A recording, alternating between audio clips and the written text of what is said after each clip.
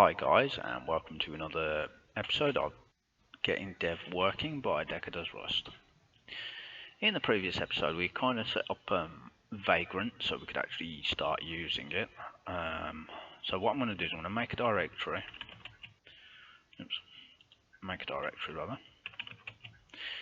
And we'll call this one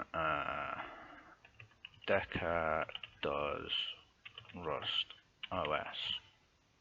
Okay, quite a long name, but we'll get away with that.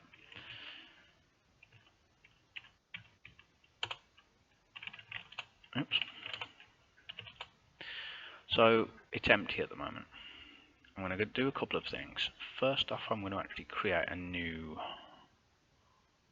Actually, I shouldn't have done it that way. Actually, yeah, Decker Does Rust OS. I'm going to then create the Rust component of it by doing a cargo new. And it's going to be a library one, so just a cargo new Decker OS. That'll do. Right, there we go. It's just a library project to work with. Now that's one part of something, but I do want to do a source, so make the src and make the src/asm.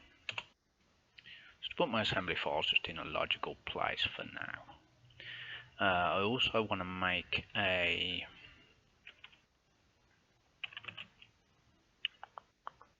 directory called ISO files because I want to make this into an ISO afterwards as well. It will become clear at some point soon, but now I want to do a Vagrant in it, which will create a new Vagrant file in here and set it up ready to actually do something. Since I've got all this done, I want to now open up code and open up this directory in code. It's Visual Studio Code I'm currently using for this. I've also got Atom, so anyone who wants to use Atom, we can do it that way as well. That's just any text editor should do. I want to edit this Vagrant file. It's a bit messy at the moment. It's a Ruby file, so if I go to the plain text part on here and type in Ruby, we should be able to give it a bit of context highlighting to make it look a bit nicer. There we go. A few things. I want to get rid of all the well, basically I'm just going to get rid of the whole of this at the moment because I've got something to paste in, I think, or at least something okay-ish. Actually no, Control Z. Let's just change what I need to change. First off, I need to change the base. I don't want that base, I want a HashiCorp precise 64. So I've got HashiCorp precise 64. So that's changing the box to 64-bit precise. A couple of other things I may want to do. I'll get rid of a load of this at some point. We're just going to work with this as we go. Where are we? I'm going to be using VirtualBox as the provider. I do want to do something like this with the provisioning. Yeah. So what I'm going to do, I'm going to get rid of the comments on this. I don't particularly want to install Apache, but I'll fiddle about with that in a minute. I do want to do a sudo apt-get update. I do want to do a sudo apt-get. What else do I want to install? I want NASM, just because I like doing some assembly with this. I'm going to be doing a few bits. What else do I want?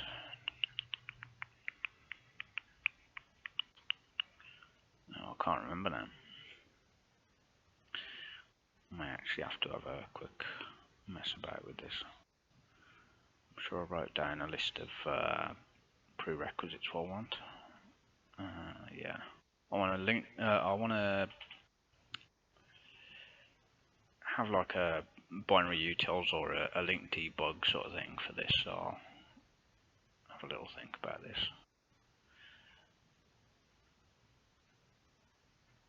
Alright, I want a few other bits, so it's going to have LD as standard, isn't it? So I want an ISO creation. I've got XOR ISO, so that might be an idea. Why did I do that? Let's add the word install because it hasn't got a. That was a bit weird. And I think, save messing about with things, I am going to add a yes to the end of all this as well, because that could be rather annoying without that. That's small y, isn't it? It just says yes to all the questions rather than you having to mess about intervening. So I'm going to do an apt, a sudo. I don't know whether I actually need sudo, but I'm just going to do it anyway, just in case. Install XOR ISO, I think. That's what it's called, the package. And a yes. Do a sudo apt get. That was a bit weird. Yeah, install. What was the other thing I wanted? I definitely want git. Sudo apt get install. See, I want the libraries that are involved in Vim, and I might use it for something or other if I'm actually in there at the time and want to edit something, so I'll add Vim. But again, you can add the editor of your choice to it. Although it's kind of irrelevant in a sense, because the editing I'm going to do, I'm going to have a synced folder, and I'll do the editing here. So it doesn't really matter too much. The next thing I want to do is install curl. So sudo apt get install curl. Now there's something I've got written down here for how to install multi-rust. So I'm going to have to actually have a quick look. Multi-rust, I'm sure. Let's have a look. Be awesome, depreciated, depreciated. Okay, I quite like it. Why is it? It's not actually maintaining micro to rust.rs. Yeah, whatever. Anyway, I'm going to go with this. Let's have a look. I want to do blast off, manual build and install configure. Now, quick installation. Here we go. That looks nice. But I do want to do something else with this. I want to set it to use a unstable. So I might have to have a little mess with this and kind of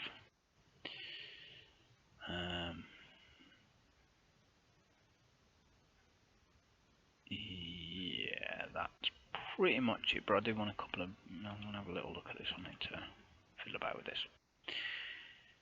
I'll do that anyway. Let's edit this and add that there. But I do want to add the yes to it just in case. So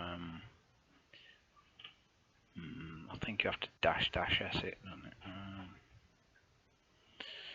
And add the source as well. Yes. I think that's how we do a yes to it anyway.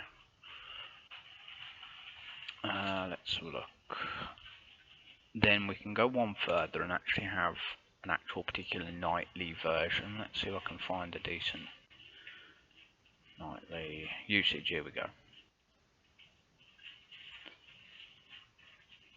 Override nightly, specific nightly. So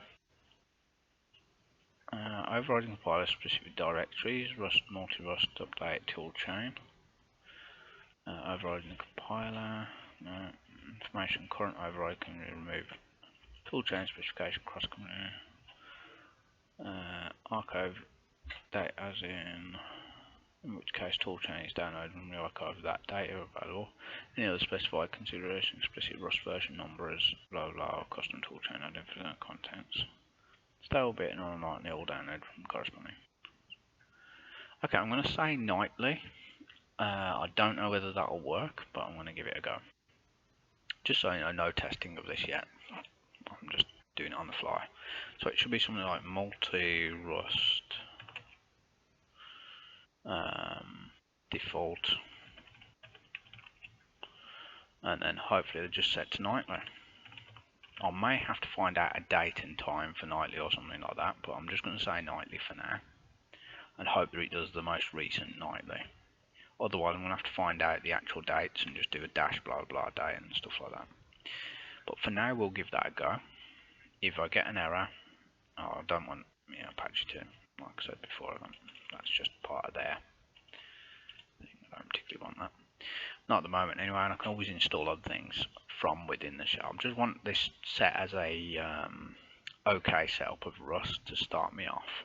Yeah, I'm mainly doing the lightly build so I can do unsafe code, which I know some people frown upon that, but I'd like to do a little bit of inline assembly and stuff.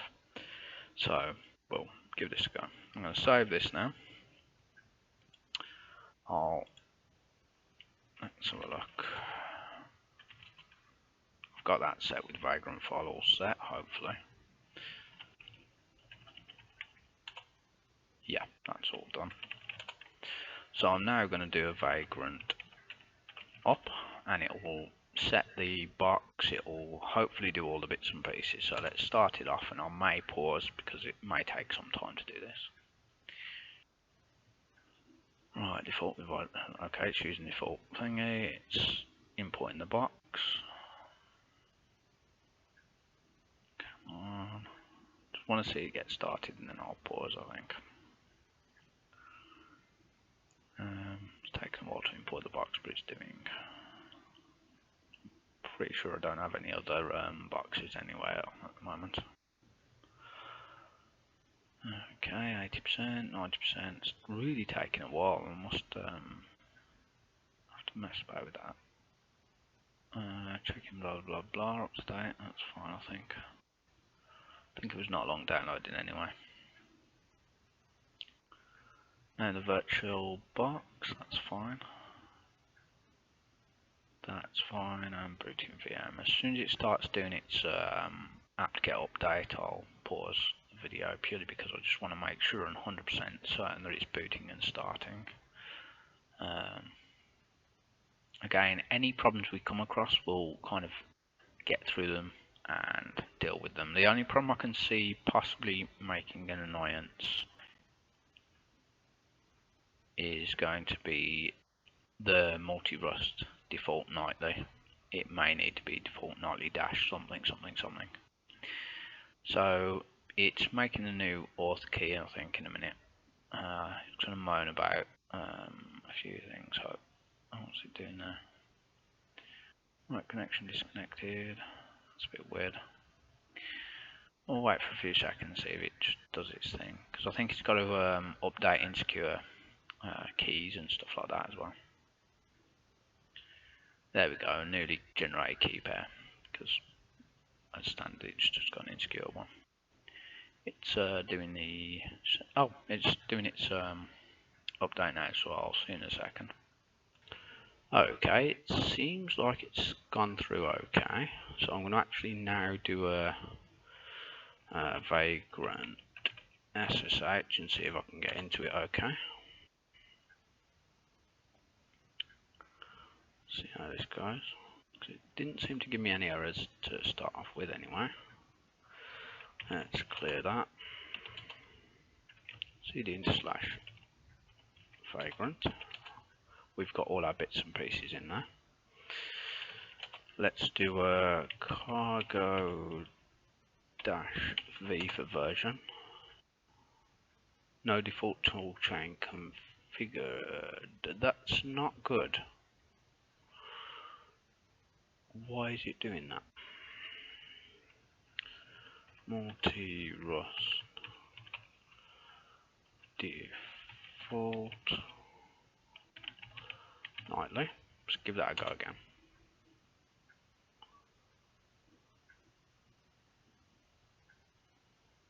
Okay, it's acting like it's working.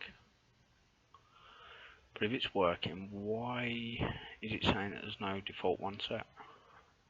Unless nightly's too ambiguous. I'm going to pause again and let it do this, just in case it did have an error and I didn't see it. And I'll see in a second. Okay, since I manually told it to set it, it seems to have worked. Well, but it says it's worked. I'm just going to check now. So if I do a cargo -v, we should have the nightly build. There we go. So since we now got the nightly build working, we actually have the ability to make different things. But one thing I do want to do is have a look at the source folder and cd asm. A couple of things I'm actually going to make in this at the moment. I'm just going to do a bit of setting up. So touch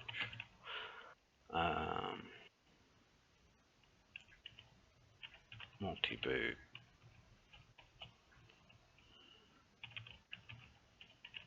header. Well, I'm trying to make a bootloader or a boot sector, or what do we call it? Not a bootloader. It's actually the kernel, but a very simplified kernel that just loads flat from a multi-boot bootloader such as Grub. To do that, you have to actually constrain yourself to a certain set of constraints, and it's a specific set of data that it needs to know to be able to load in as a multi-boot bootloader, sort of boot sector, whatever you want to call it. So what I'm going to do is I'm just going to make a couple of files, assembly files. I'm not going to actually edit them yet on this episode. I just wanted to make them so I've got them.